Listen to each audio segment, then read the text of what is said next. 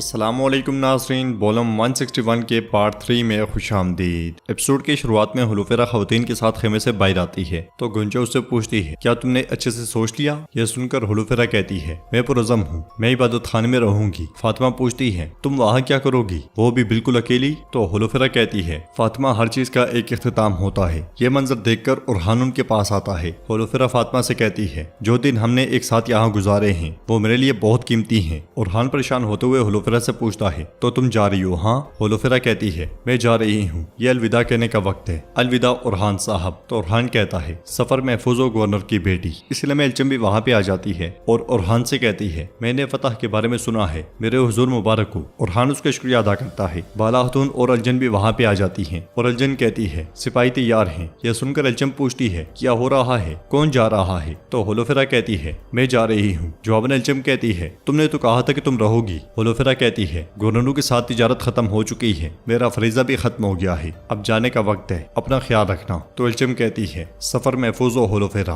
ارحان پریشان ہوتے ہوئے الچم کے ساتھ چلا جاتا ہے اور ہلوفیرا بالا خاتون سے کہتی ہے آپ نے ہمیشہ مجھے ماں کی طرح پیار دیا ہے بالا خاتون، اس لیے آپ سے الگ رہنا میرے لیے مشکل ہوگا۔ تو بالا خاتون کہتی ہے تم میری بیٹی جیسی ہو، میں تمہارے لیے دعا کروں گی۔ یہ سن کر ہلوفیرا بھی ان کے شکریہ ادا کرتی ہے اور بالا خاتون اسے گلے لگا لیتی ہیں۔ اگلے ہی پل ہلوفیرا الجن اور سپاہی گھوڑے پر سوار ہو جاتے ہیں۔ ارحان ہلوفیرا کو دیکھتا ہے اور ہلوفیرا ارحان کو۔ دور کھڑا ارحان خود سے کہتا ہے سفر آسان ہو گورنر کی بیٹی، خضر تمہارے ساتھی اور فرشتے تمہارے محافظ ہوں انشاءاللہ۔ ہلوفیرا بھی اسے دیکھتے دیکھتے روانہ ہو جاتی ہے۔ مرکزی خیمے میں عثمان صاحب سردار یعقوب اور ابراہیم صاحب سے کہتے ہیں قبیلے میں آپ کا قیام زیادہ دن کا نہیں ہوگا، آپ سکون سے اپنی زمینوں میں واپس جا کر رہیں گے۔ تو سردار یعقوب کہتا ہے آپ اپنا حق استعمال کریں گے اور ہمارے خلاف اعلان جنگ کریں گے، کیا ایسا ہے؟ پھر سردار ابراہیم کہتا ہے سرحدی بازار سردار یعقوب کا تھا لیکن آپ نے اسے لے لیا، میگا جا میرا تھا آپ نے اسے بھی لے لیا، اگر آپ ایسا کریں گے تو امن کیسے ہوگا؟ سردار یعقوب کہتا ہے میں سرحدی بازار آپ کو نہیں دوں گا۔ یہ سن کر عثمان صاحب کھڑے ہو کر ان کی جانب بڑھتے ہوئے کہتے ہیں کوئی تجارت نہیں ہوگی، یہ ختم ہو گیا ہے، آپ چلے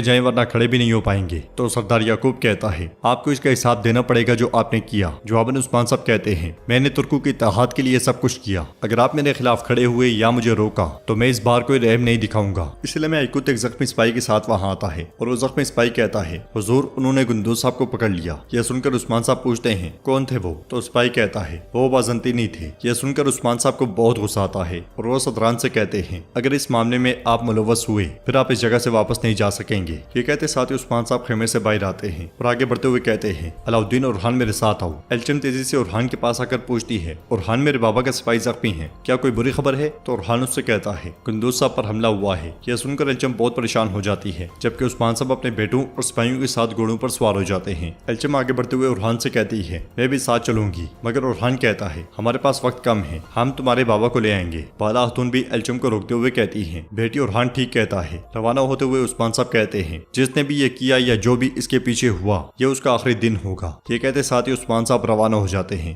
سردار ابراہیم سردار یعقوب سے کہتا ہے اگر گندوز مر گیا تو عثمان ہم میں سے کسی کو زندہ نہیں چھوڑے گا۔ سردار یعقوب کہتا ہے وہ اس کا الزام ہم پر نہیں لگا سکتا۔ ملکہ خود سے کہتی ہے یہی ہوگا، تم سب ایک ایک کر کے مر جاؤ گے، ہر روز تم میں سے ایک کا جنازہ اٹھے گا۔ جنگل میں بازنطینی کمانڈر نے گندوز صاحب پر بہت تشدد کیا ہوتا ہے اور وہ مسلسل انہیں پیٹتا ہی چلا جاتا ہے۔ اس کے باوجود گندوز صاحب کہتے ہیں صرف ایک چیز جو تم مجھ سے لے سکتے ہو وہ میری زندگی اور ہڈیاں ہیں۔ یہ سنتے ساتھ ہی کمانڈر خنجر نکال کر گندوز صاحب کے پیٹ کے ایک طرف گھوم دیتا ہے اور اگلے وار میں جب خنجر ان کے کندھے میں مارنے لگتا ہے تو الجائے کوڑے کے ساتھ اس کا خنجر گرا دیتا ہے۔ پھر کہتا ہے تم نہیں جانتے کہ یرغمال کے ساتھ کیسے سلوک کرنا ہے تھیوڈور۔ گندوز صاحب کو دیکھو وہ خون میں لت پت ہیں جبکہ تمہارے پاس اور بھی بہت سے طریقے تھے، ٹھیک کہا نا گندوز صاحب؟ تو گندوز صاحب کہتے ہیں الجائے گیدڑ میری اللہ سے دعا ہے کہ تو الجائے کہتا ہے گندوز اب کوئی خواہش نہیں کر سکتا، گندوز ایک تاریک رات بننے والا ہے، تم اب سانس نہیں لے سکو گے گندوز۔ یہ سن کر گندوز صاحب کہتے ہیں پھر رکو مت، تم کس چیز کا انتظار کر رہے ہو؟ میں تمہیں وہ کبھی نہیں دوں گا جو تم چاہتے ہو۔ تو الجائے ان کے قریب آ کر کہتا ہے اب حالات مختلف ہیں، بورسا کی حفاظت عظیم شہنشاہ قسطنطین پالیوروگس کریں گے،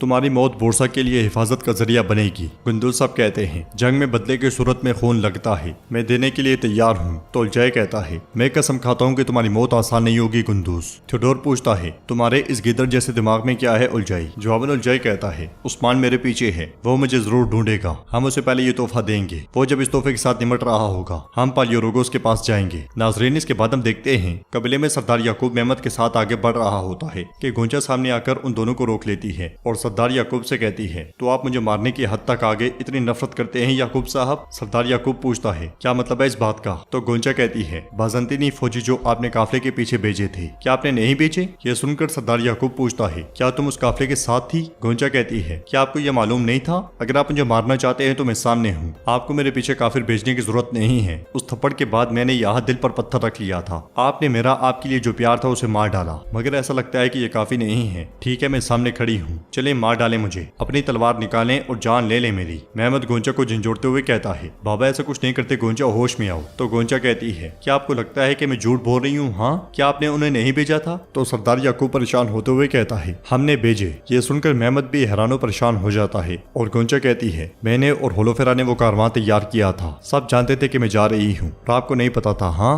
سردار یعقوب کہتا ہے میں نہیں جانتا تھا گونچا، میں نہیں جانتا تھا، میں بالکل نہیں جانتا تھا۔ گونچا کہتی ہے کاش میں آپ پر یقین کر پاتی۔ یہ کہتے ساتھ ہی گونچا غمگین ہوتے ہوئے چلی جاتی ہے۔ سردار یعقوب بھی تکلیف سے دل پر ہاتھ رکھ لیتا ہے۔ محمد سردار یعقوب سے پوچھتا ہے آپ کیا کہہ رہے ہیں بابا؟ جواباً سردار یعقوب کہتا ہے خبر ملکہ خاتون نے دی تھی، لگتا ہے کہ وہ شروع سے ہی چاہتی تھی کہ گونچا مر جائے، وہ مجھے اولاد کا قاتل بنانے والی تھی۔ یہ سن کر محمد کو بہت غصہ آتا ہے۔ جنگل میں عثمان صاحب گندوز صاحب کے شہید سپاہیوں کے پاس پہنچتے ہیں اور یہ منظر دیکھ کر مزید پریشان ہو جاتے ہیں۔ عثمان صاحب کو دیکھتے ساتھ ہی برہان اور کونور بھاگتے بھاگتے سامنے آتے ہیں اور کونور کہتا ہے ہم الجھے کے ساتھ گئے مگر بازنطینی فوجی ہمارے سامنے آ گئے، وہ کوئی عام فوجی نہیں تھے، الجھے ان کے ساتھ چلا گیا۔ تو برہان کہتا ہے اس نے ہمیں گرمیان اور جاندار والوں کو خبر بھیجنے کے لیے بھیجا ہے۔ پھر کونور کہتا ہے ہم اس کے پیچھے جانے والے تھے تاہم ہم نہیں پہنچ سکے، الجھے نے ہمیں ایشل وادی پہنچنے کو کہا ہے۔ یہ سن کر عثمان صاحب کہتے ہیں وہ گندوز صاحب کی جان لینے کی کوشش کریں گے۔ برہان کہتا ہے حضور ہم بھی چلتے ہیں۔ جواباً عثمان صاحب کہتے ہیں نہیں ہم اس الجھے کا سر کل کے لیے نہیں چھوڑ سکتے، تم ایشل وادی جاؤ، ہم گندوز صاحب کے پیچھے جائیں گے، شہداء کو دفن کر دو سپاہیوں۔ ادھر جنگل میں الجھے اور تھیوڈور نے گندوز صاحب کو باندھ کے زمین پہ پھینکا ہوتا ہے، وہ خون سے لت پت ہوتے ہیں اور الجھے ان کی پگڑی دیکھتے ہوئے کہتا ہے تم پر کوئی رحم نہیں کریں گے۔ یہ کہتے ساتھ وہ پگڑی تلوار کے اوپر رکھ دیتا ہے جس کے ساتھ اس نے ایک چٹھی لگائی ہوتی ہے۔ سپاہی گندوز صاحب کی ٹانگوں کے ساتھ پتھر باندھ دیتے ہیں اور گندوز صاحب اس سے کہتے ہیں اللہ تمہیں وہ دے جس کے تم مستحق ہو، میں تمہاری برائی کے سامنے کبھی سر نہیں جھکاؤں گا، کبھی بھی نہیں۔ یہ سن کر الجھے کہتا ہے عام طور پر میں لوگوں کو زندہ دفن کرنا پسند کرتا ہوں لیکن اس بار یہ مختلف ہے، ہم گندوز کے ساتھ ایک کھیل کھیلیں گے تھیوڈور، گندوز تم اتنی جلدی نہیں مر سکتے، سپاہی اٹھاؤ اسے۔ سپاہی گندوز صاحب کو اٹھا کر ندی کی جانب لے جاتے ہیں۔ ادھر عثمان صاحب سپاہیوں کے ساتھ سر پر گھوڑا دوڑا رہے ہوتے ہیں، وہ گندوز صاحب کو تلاش کرتے ہوئے آگے بڑھتے ہی چلے جاتے ہیں۔ گھوڑوں کے بعد وہ زمین پہ نشانات تلاش کرتے ہیں اور نشانات کا پیچھا کرتے کرتے وہ ندی کے پاس پہنچ جاتے ہیں جہاں زخمی گندوز صاحب ندی میں ڈوبے ہوتے ہیں۔ گندوز صاحب کو دیکھتے ساتھ ہی عثمان صاحب اور ان کے ساتھیوں کی جانب بھاگ پڑتے ہیں، وہ رسی پھینکتے ہیں اور گندوز صاحب کو رسی کے ذریعے کھینچ کر باہر لاتے ہیں۔ گندوز صاحب کی حالت کافی زیادہ خراب دکھائی دیتی ہے، کیا وہ یہاں پہ بچ سکیں گے یا پھر نہیں، یہ ہم دیکھیں گے پارٹ 4 میں۔ اگر آپ کو ویڈیو پسند آئے تو ویڈیو کو لائک کریں، چینل کو سبسکرائب کریں اور بیل آئیکن پر لازمی سے کلک کر دیں۔ انشاءاللہ ملتے ہیں نیکسٹ ویڈیو میں، تب تک کے لیے رکھیں اپنا اور اپنوں کا بہت زیادہ خیال۔ اللہ نگہبان۔